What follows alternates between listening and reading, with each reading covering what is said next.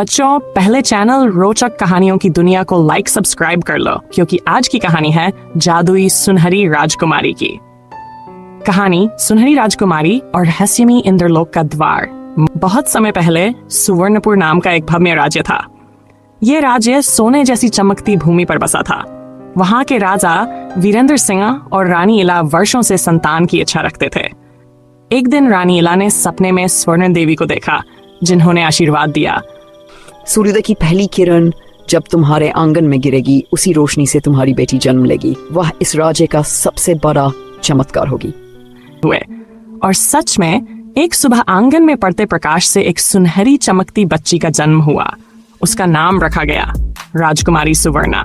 जब सुवर्णा हंसती, उसके आसपास हल्की सुनहरी रोशनी फैल जाती थी। जैसे जैसे सुवर्णा बड़ी हुई, राज्यवासियों ने देखा कि उसके पास एक अनोखी शक्ति है। वह अपने स्पर्श से किसी भी मुरझाए फूल को फिर से खिला सकती थी और अंधेरे कमरे में प्रकाश फैला सकती थी।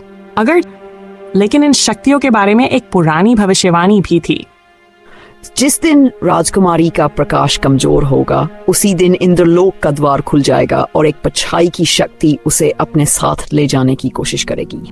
राजा रानी उसे बहुत सुरक्षा में रखते, पर सुवर्णा दिल से साहसी थी। एक अमावस्या की रात राजमहल के पास काले बादल घिराए। जंगल की गहराई में से कोई आवाज आई। राजकुमारी की शक्ति मेरी होगी। यह आवाज थी काला जादूगर ताम्राक्ष की, जो सुवर्णा की सुनहरी रोशनी को चुराकर सर्वशक्तिमान बनना चाहता था। सुवर्णा ने पहली बार डर महसूस किया, लेकिन उसके अंदर एक अजीब सी जिज्ञासा भी जागी। राजमहल के बाहर नदी किनारे सुवर्णा की मुलाकात एक साधारण से दिखने वाले बालक आर्यन से हुई। पर आर्यन साधारण नहीं था, वह इंद्रलोक से भेजा गया था, स्वर्ण देवी का दूत। राजकुमारी, आपकी शक्ति सिर्फ प्रकाश नहीं, बल्कि इंद्रलोक का द्वार खोलने की कुंजी है। लेकिन गलत हाथों में गई तो बड़ा अनर्थ होगा। चौंक गई। सुवर्णा और आर्यन कनक वन पहुंचे, एक जंगल जहां पेड़ सोने की चमक में दमकते थे। यहाँ इंद्रलोक का असली द्वार छिपा था। जंगल में बोलने वाले मोर, चमकती तितलियां, रत्नों से बने फूल और क्रिस्टल पानी वाली झीलें, सब देखकर सुवर्णा मंत्रमुग्ध हो गई। लेकिन अचानक ताम्राक्ष का हमला। तुम्हारी रोशनी मेरी होगी सुवर्णा। ताम्राक्ष ने काले धुएं का विशाल तूफान उठाया। आर्यन घायल हो गया।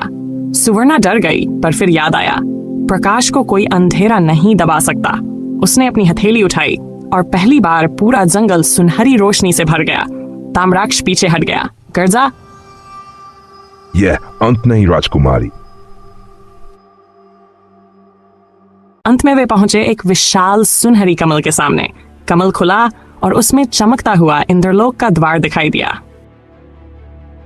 आर्यन बोला, राजकुमारी सुवर्णा, इस द्वार को केवल आप ही खोल सकती हैं। सुवर्णा ने अपने हाथ बढ़ाए, द्वार चमका और उनके सामने इंद्रलोक का अद्भुत राज्य फैल गया, जहां बादलों पर महल। अंतिम युद्ध इंद्रलोक में ताम्राक्ष ने फिर हमला किया। इस बार वह और शक्तिशाली था, क्योंकि उसने अंधेरे की आत्माओं को बुला लिया था। पर सुवर्णा अकेली नहीं थी। इंद्रलोक की परियां, बस आर्यन और स्वर्ण देवी स्वयं उसके साथ खड़ी थीं। सुवर्णा ने अपनी पूरी शक्ति इकट्ठी की। उसका प्रकाश 1000 सूरजों जैसा चमका और ताम्राक्ष का अंधेरा पल भर में विलीन हो गया। सुनहरी राजकुमारी, तुमने सिद्ध कर दिया कि प्रकाश सिर्फ चमक नहीं, हिम्मत है, करुणा है और सुरक्षा का वचन है। तुम अब सुवर्णपुर की संरक्षक। सुवर्णा को इंद्रलोक का स्वर्ण मुकुट मिला, जिसमें प्रकाश। राजकुमारी सुवर्णा जब सुवर्णपुर लौटी, तो पूरा राज्य खुशियों से झूम उठा। राजा रानी ने गर्व से अपनी बेटी को गले लगाया, और तब से सुवर्णा सिर्फ एक राजकुमारी नहीं, बल्कि प्रकाश की देवी समान संरक्षक बन गई। उसका नाम हमेशा याद रखा गया, सुनहरी राजकुमारी, जो अंधेरे को हराकर दुनिया में रोशनी लाई। बच्चों, अगर आपको ये कहानी पसंद आई तो हमारे चैनल रोचक कहानियों की दुनिया को लाइक और सब्सक्राइब जरूर करो। मजेदार सवाल, तुम्हें किसका साहस सबसे ज्यादा पसंद आया, सुवर्णा का या आर्यन का? पर अगर तुम्हारे पास सुवर्णा जैसी कोई शक्ति होती तो तुम क्या करोगे? तुम्हारा पसंदीदा हिस्सा कौन सा था, जंगल की चमक या अंतिम युद्ध का रोशनी का जादू? कमेंट्स में अपने जवाब लिखो और मजे के साथ कहानी को फिर से सुनो।